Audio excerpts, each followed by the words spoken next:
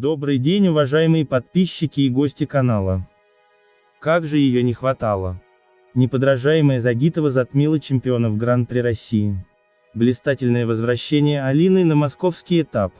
Чемпионка довела зрителей до слез. Сумасшедшая развязка женских соревнований на этапе Гран-при в Москве запомнится надолго. Однако для отдельной и очень внушительной части болельщиков главное событие турнира произошло уже после розыгрыша медалей. На показательных выступлениях фанаты Алины Загитовой устроили своей любимице роскошный прием с овациями, плакатами и подарками. А олимпийская чемпионка отплатила чувственным и проникновенным катанием. Как же ее не хватает на льду. Алина снова на льду. В течение 9 месяцев Алина Загитова не выходила на лед перед публикой.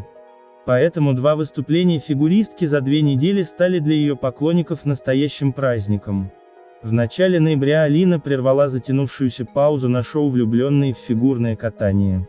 Ведущий вечера Дмитрий Губерниев не скрывал восхищения Алиной, а болельщики с грустью отмечали, что без Загитовой фигурное катание обеднело. Тогда еще было неизвестно, что новая возможность насладиться катанием чемпионки выпадет совсем скоро. Фанаты радовались новости об участии Алины в показательных выступлениях на московском этапе Гран-при не меньше, чем ее спортивным победам. Билеты раскупались даже активнее, чем на сами соревнования, и в воскресенье зал Мегаспорта пестрил яркими плакатами в поддержку Загитовой и ее фотографиями. Загитова вернулась на московский этап Гран-при спустя 2 года после великолепной победы. И пусть сейчас она каталась только в показательных, возвращение получилось блестящим. Фигуристка не подвела своих болельщиков и каталась с полной отдачей, наотмашь. Очевидно, Алина все еще сохраняет к себе высокие требования. В отличие от чемпионов московского этапа Гран-при, которые показали по одному номеру, Загитова выходила на лед дважды. Первое выступление было под композицию М-83 «О утро». Трогательный номер посвящен памяти Людмилы Шалашовой, бывшей наставницы Загитовой, и матери хореографа Даниила Глейхингауза. Загитова каталась нежно и чувственно, вложив в это выступление всю свою печаль, а трогательный финал с распускающимся цветком в руках фигуристки и вовсе довел зрителей до слез.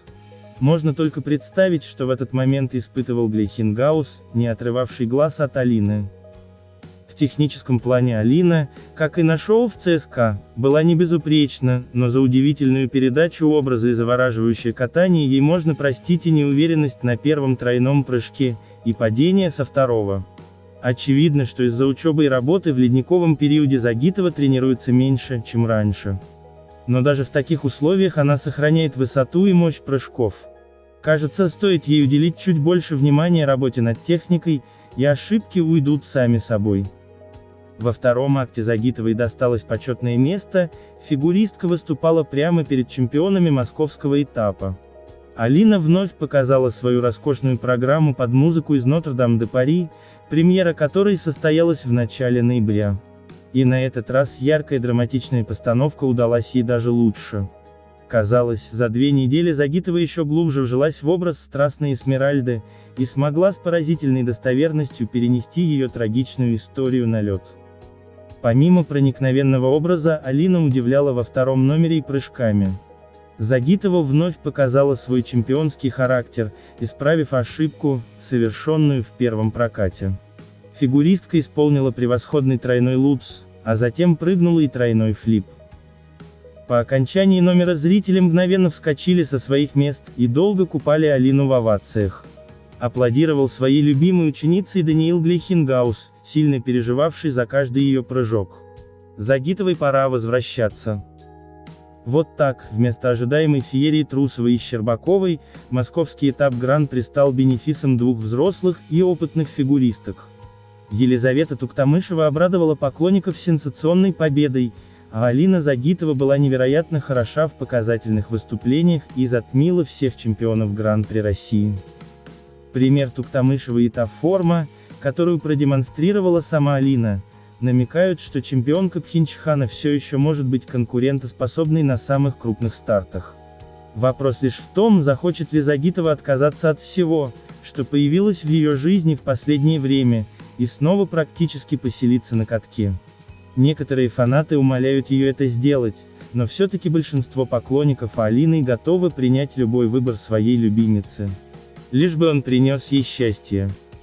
Друзья, давайте все вместе полюбуемся нашей прекрасной олимпийской чемпионкой Алиной Загитовой.